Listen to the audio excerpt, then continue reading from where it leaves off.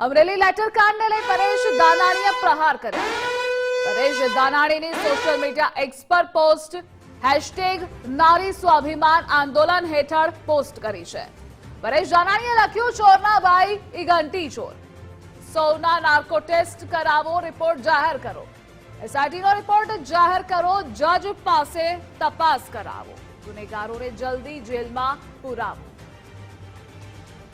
અને આજ મુદ્દે સંવાદદાતા રહીમ જોડાયેલા છે. રહીમ, અમરેલી લેટરકાંડ જેના કારણે હજુ પણ રાજકારણ ગરમા આવ્યું છે, પરેશ દાનાણીએ પોસ્ટ કરી પ્રહારો કર્યા છે.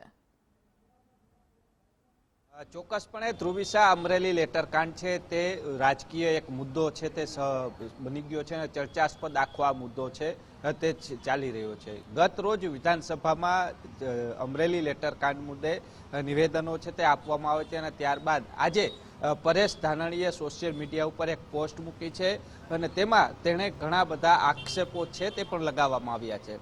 તપાસને લઈને પણ તેઓએ સવાલ ઉઠાવ્યા છે. જો ખરા અર્થમાં તપાસ થતી હોય તો પછી સૌ કોઈને જેટલા પણ આરોપીઓ છે તે તમામના નાર્કો ટેસ્ટ કરવાની માંગ છે તે કરવામાં આવી છે. સાથે જે FSL રિપોર્ટ છે, એસઆઈટીનો રિપોર્ટ છે, તે રિપોર્ટ છે તે જાહેર કરવાની માંગ કરવામાં આવી છે.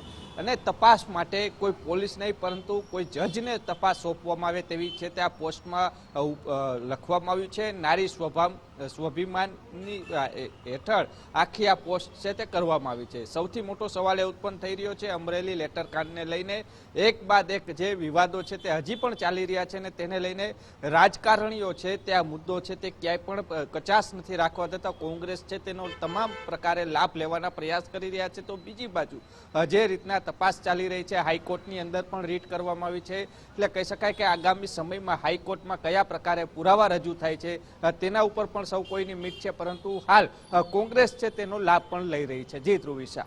જી રહીમ, જોડાવા બદલ આભાર આપનો.